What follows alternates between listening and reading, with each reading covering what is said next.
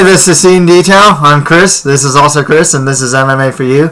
We're going to be doing our predictions for UFC 159, Jones versus Sonnen, which happens on April 27th. It looks like a pretty good card, huh? Can we watch it at Q's place? Yeah, we can watch it at Q's Lounge. You know, for any of you guys that are interested, www.theqslounge.com. Yeah, maybe I'll see Rampage or someone, right? Rampage is a regular there, so there's a real good chance that you might see him there. Nice, man. What do you think of this card, man? I mean, you got Phil Davis, Michael Bisping, Nelson, Kongo, Miller, Healy, Sara McMann. I mean, Jones, Sonnen, Belcher. You know, the ugly tattoo. I mean, what do you think of the card? Well, you know, I always like to see Jon Jones fight, and so you know, really looking forward to seeing him kick some butt. But you know, the other you know, Alan Belcher's on this, Rory Nelson, Phil Davis. I mean, Pat Healy. I mean, those are all pretty solid fighters. So nice. Yeah, I'm looking forward to this card myself, man. The main card is solid.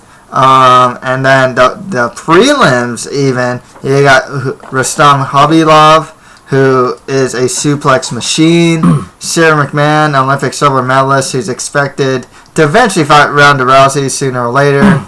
Prospects in OSP and John Villante. Bedford and Preux are also prospects at 135. And even James Head, who is fighting Nick Catone, if he wins, still a good prospect. And even Siler, Holobaugh, good prospects there. I think they've had up a pretty good card. Want to get right to it, man? Let's do this. I got my messy hair because my jiu-jitsu class, man. But I'll go. It's been a long day. Okay, we got Johnny Bones Jones versus the American gangster Chael Sonnen. I mean, for me, man, Jones. Stylistically, Jones. You know what I mean? Like Chael Sonnen, you know, his shtick. It's a total pro wrestling shtick. Funny guy, but he's really smart as a fighter. Good wrestler, pushes forward, you know. Stay busy, ground and pound. But, you know, Jon Jones, what can you say about this guy? You know, elbows all over the place. Greco-Roman wrestling, kicks, you know, length, you know, super tall dude, super longest reach in the UFC. I mean, what do you got to say about this one? Yeah, I mean, this one's a pretty easy one to pick. You know, Jon Jones. I mean, I'd like to see, you know, them give him, you know, a real challenge. So maybe, you know, that the Anderson Silva, Jon Jones fight will happen at some point in the future. But you know, in the interim, what about Jon Jones moving to heavyweight, dude? Find the Velasquez's, the Junior Dos Santos's, the Mark Hunts, the I had to say Mark Hunt because he's awesome. You know, the Overeems. What do you think about that, man? Yeah, I mean, I'd love to see that. I mean, he at this point, you know, he's pretty much dominated his division, and you know, I mean, this fight's gonna be pretty lopsided. So you know, I see Jon Jones, you know, just dominating Chael Sonnen. Yeah, same here, man. Chael Sonnen, I mean, you know his game. He's really relentless about getting those takedowns. He just bull rushes his wrestling. When he's on top, he has a stay busy ground and pound and good guard passing. Submission defense is not that great, as 8 of his 12 losses are by submission.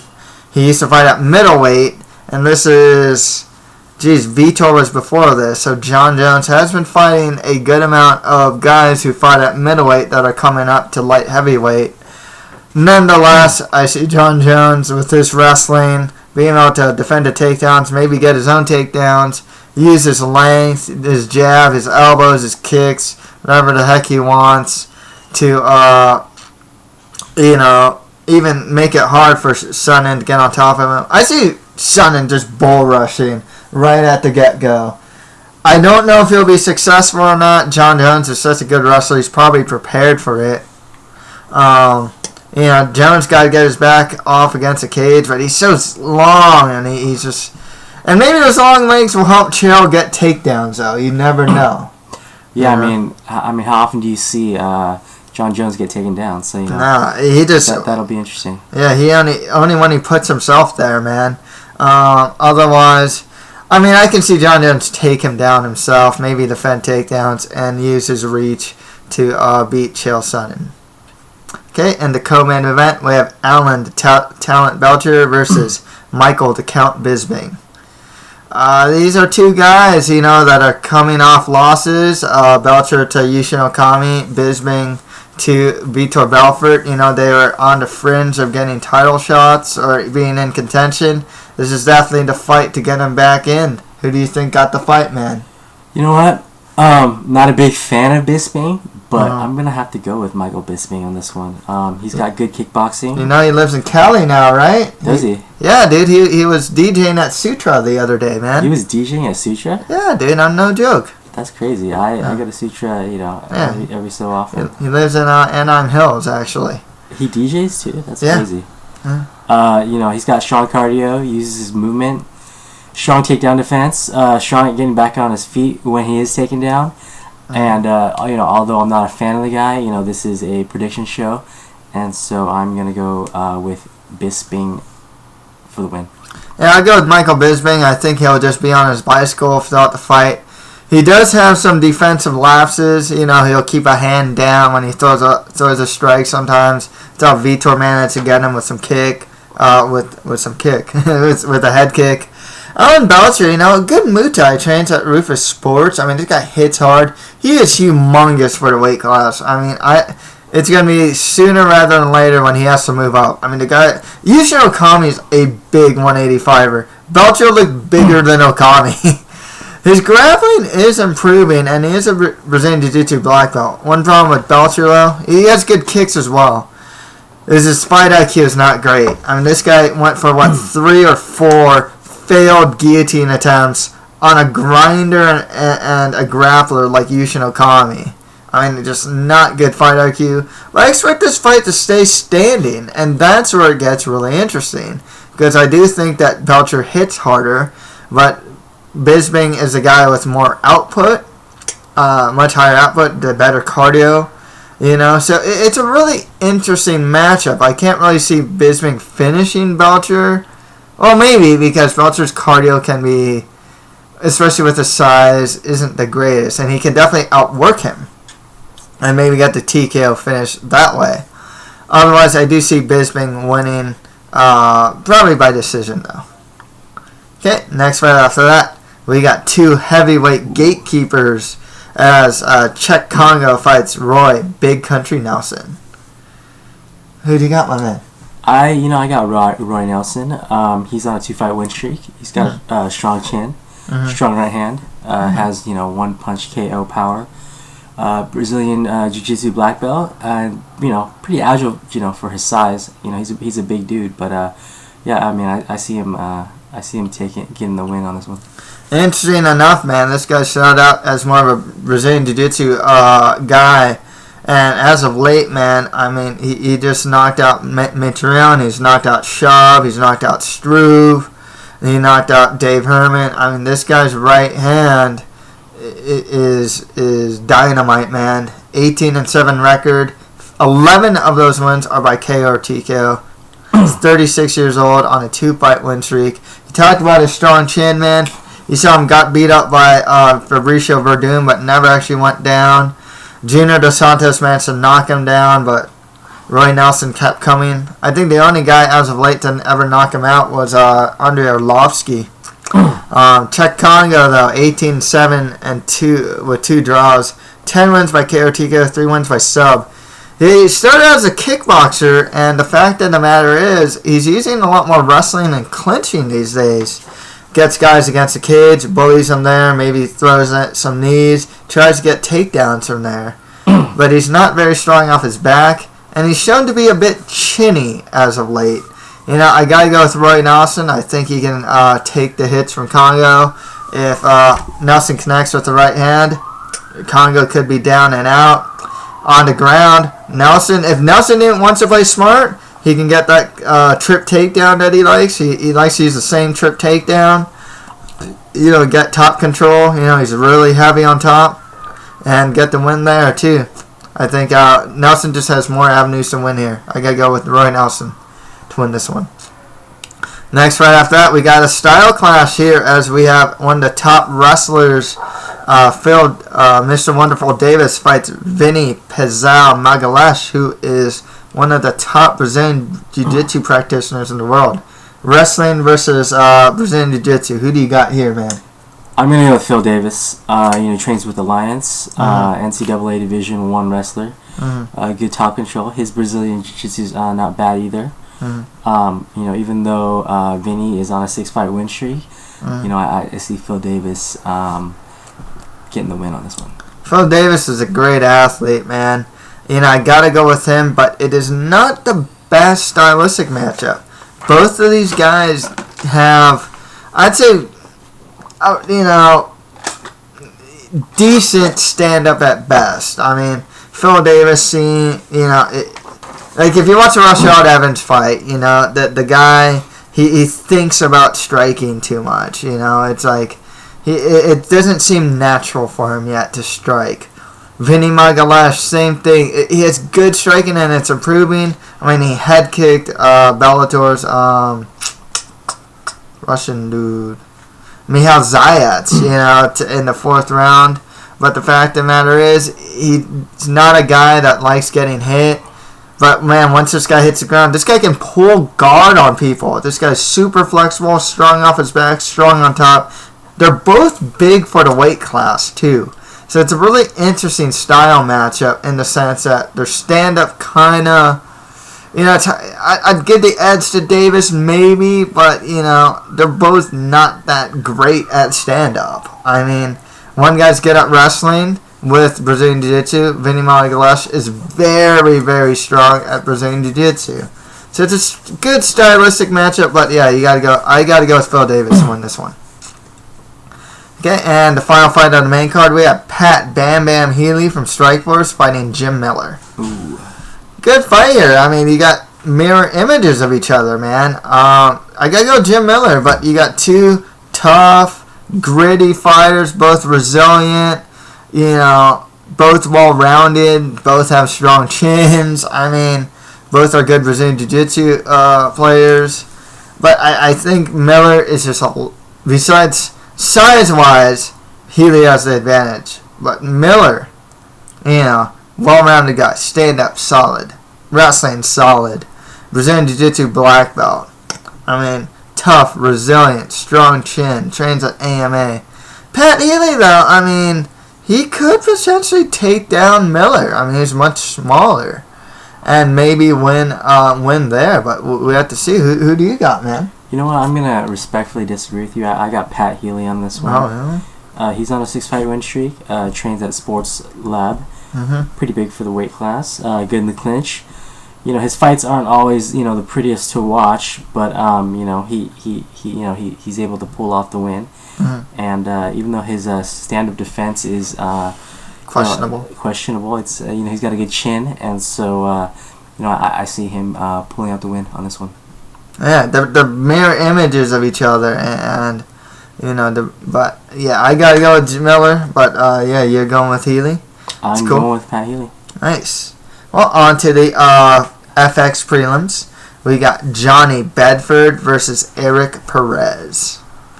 Man, this one's hard for me to call. Both prospects. Bedford impresses me a lot. Perez impresses me a lot. I'm going with Bedford, though. I think Bedford, he's big for the weight class, 3-fight win streak. Beat up, is it Vina in his last fight? Knocked him out. His kickboxing's improving. His wrestling's improving. Is good. And just a well-rounded guy. His Brazilian, he has 8 losses by sub. But man, has this guy shored up his Brazilian Jiu-Jitsu. And he has some pretty solid Jiu-Jitsu now. Got to go with Johnny Bedford to win this one. What about you, man? Yeah, I'm going to go with Eric Perez on this one. He trains at Jackson.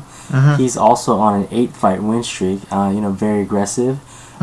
Good stand-up. I mean, he can get reckless at times, but his Brazilian Jiu-Jitsu is decent enough that he can overcome that that recklessness. So I think he armbarred John Albert, knocked out was it Ken Stone? I think I forgot who it was. Knocked out. So both are good fighters. Eric Perez is someone that the UFC is keeping an eye out for because he's the only He's not Mexican American. He's full-blooded Mexican. Oh yeah. He's the only full-blooded Mexican fighter in the UFC actually. Gotcha. And he's a good fighter too. He's very, very solid, very aggressive. So this is a fight I'm looking forward to. They're both good prospects. Okay, next fight after that, we have some light heavyweight prospects as OSP Ovince Preux fights Jon Villante.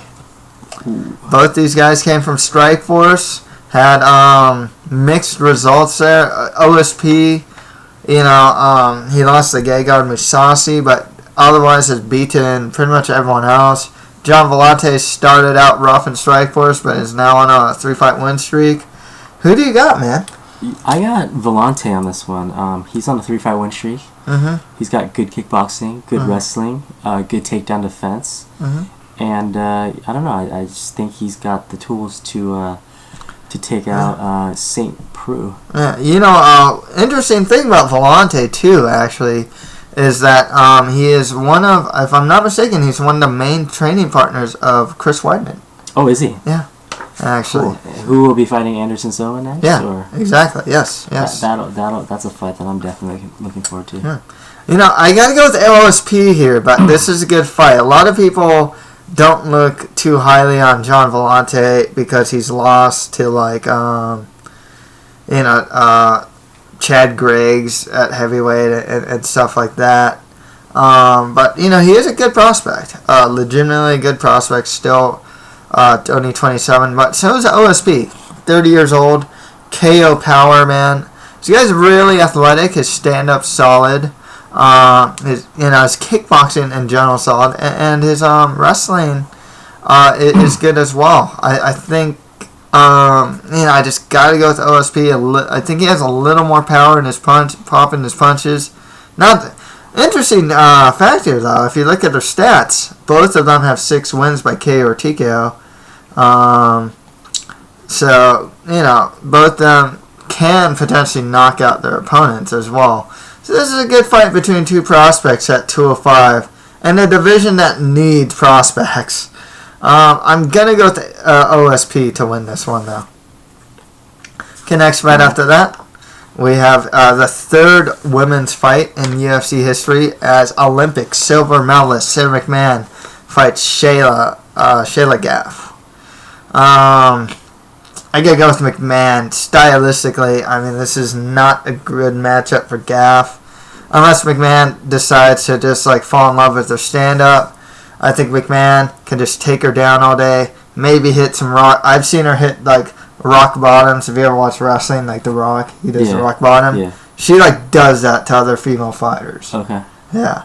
But and her Brazilian Jiu-Jitsu is improving. I gotta go Sara McMann here. How about you? I'm gonna agree with you. I think Sara McMann is gonna take out Sheila Gaff. Even though Sheila is on a 3-fight win streak, has KO power. She usually fights at 125, right? Yeah, exactly. But what's the 135? 135. So that's and McMahon's McMahon's a pretty big 135er. Gaff, 6 of her wins are by KO or TKO out of her 10 wins. But yeah, 23 years old. She usually fights at 125. A lot of people look down on Gaff because she looked like she was. She fought this other female, Jennifer Maya. Looked like she was gonna touch gloves, but instead punched her right away and knocked her out in just a couple seconds after that. Gotcha. Yeah. So, but yeah, I gotta go with Sara McMann to win this one. Okay, next fight after that we have Rustam Khabilov versus Yancy Medeiros, Hawaiian Yancy Medeiros. Who do you got, man? God, this is a tough one. I'm gonna go with Rustam Khabilov. He's on a 4-fight win streak.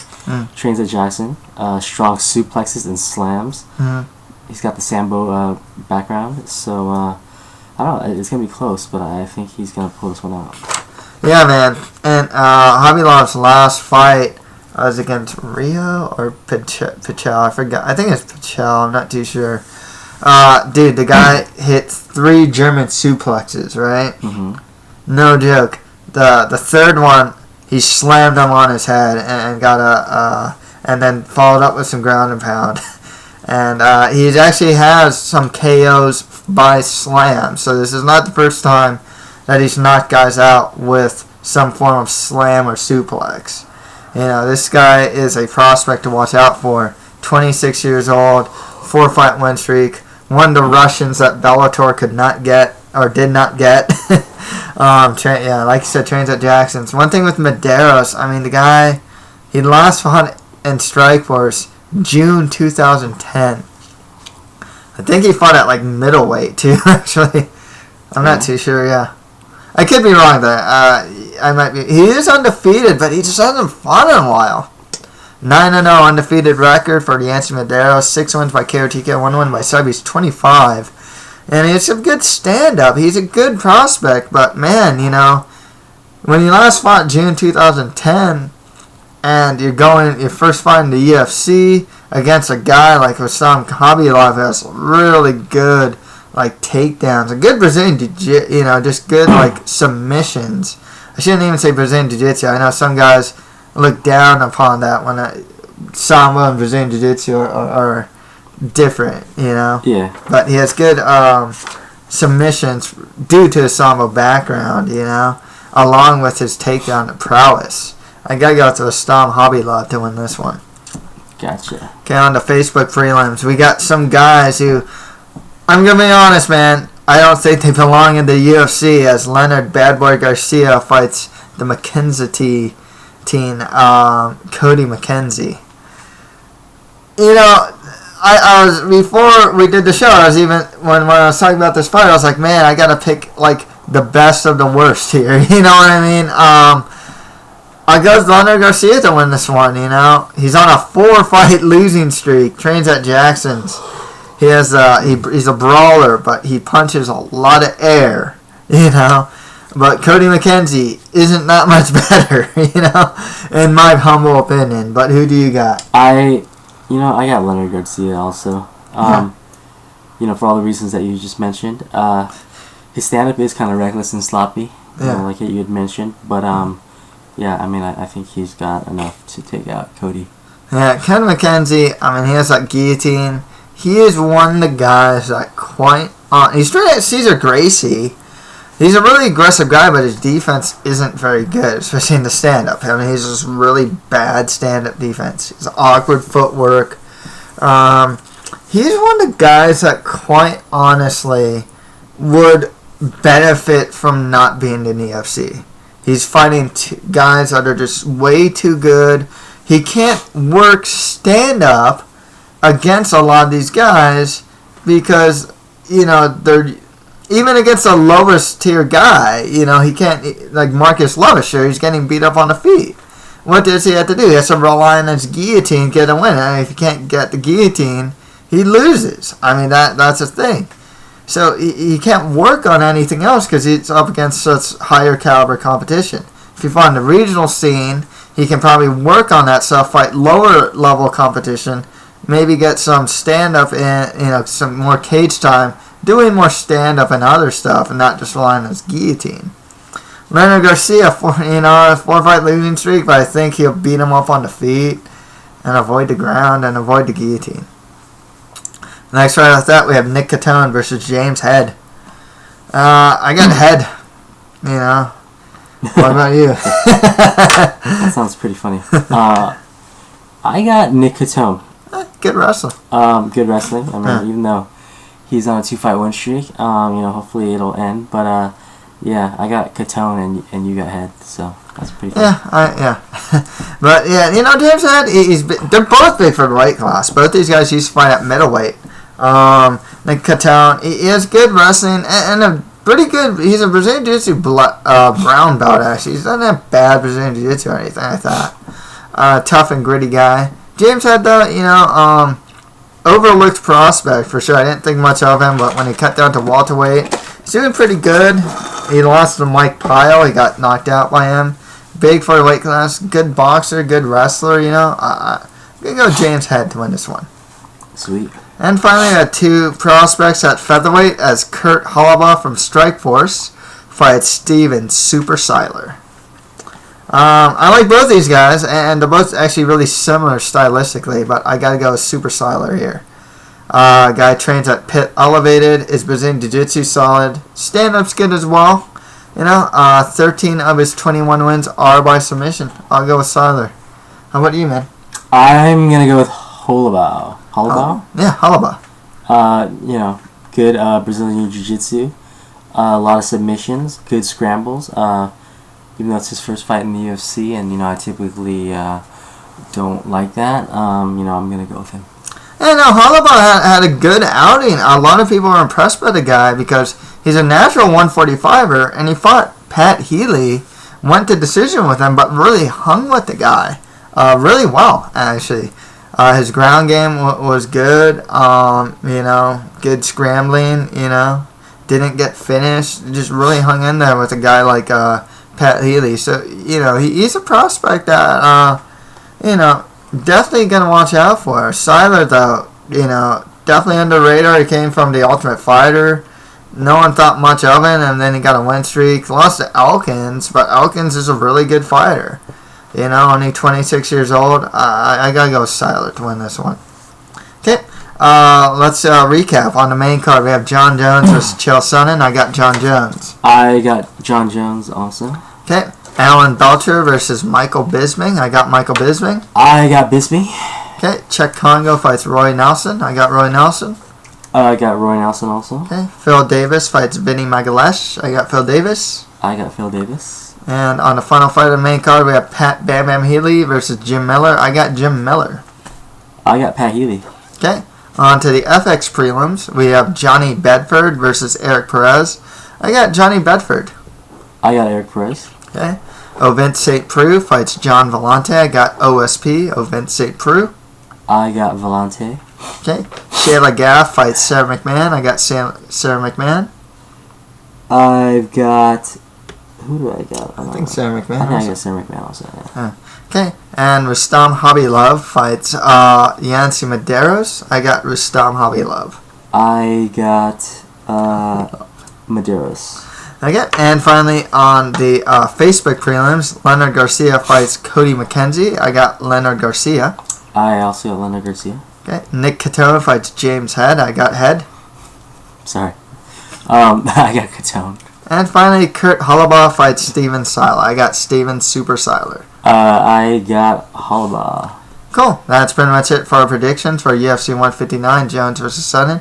If you have any comments, just leave them below. I do want to bring something up. Yeah, go ahead, do you want to talk about the last women's fight? Because I didn't get a chance to watch it, but I heard it was stopped prematurely or something. Yeah, I thought it was a good stoppage. There was some controversy that like some people said she was clearly going for a takedown. The fact of the matter is she got kneed 4 times, elbowed against the cage, and then she falls on all 4s. Okay. And people say like, oh, but she said she was going for a takedown. She probably was, but when you're falling on all 4s like that, it doesn't give a good look. Mm-hmm. It wasn't, as far as a premature stoppage, I mean, you're taking 5 unprotected shots like that. 4 of them were knees to the face. I thought it was a good stoppage. I understand why it's controversial, but, I feel that the referee is Kim Winslow. She's not that great as a referee, but I thought she definitely erred on the side of safety for the fighters.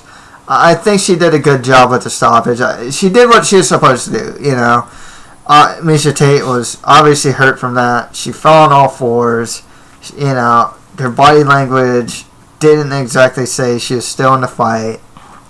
I thought it was a good stoppage. Yeah. If you see the fight, it was actually made fight of the night. Girls, the female fighters just have been delivering so far in the UFC, man. I'm really glad to see him there. So yeah, got any other comments, man? No, not really. I mean, I always like to see Jon Jones fight. Mm-hmm. So I'm really looking forward to this, and yeah, I mean, I don't know. I'm also looking forward to the Weidman Anderson Silva fight. That's pretty high up there on my to watch list. Cool, man. Don't forget, you can watch this fight at Q's Lounge. Oh yeah, you can watch it at Q's Lounge. www.theqslounge MMA.com. It's on Beach and McFadden, and they never charge a cover. So, if you don't want to pay for a pay-per-view, you can always come and have a drink, and it's always a good time. Cool, man. So that's pretty much it for MMA for you. Thank you guys very much.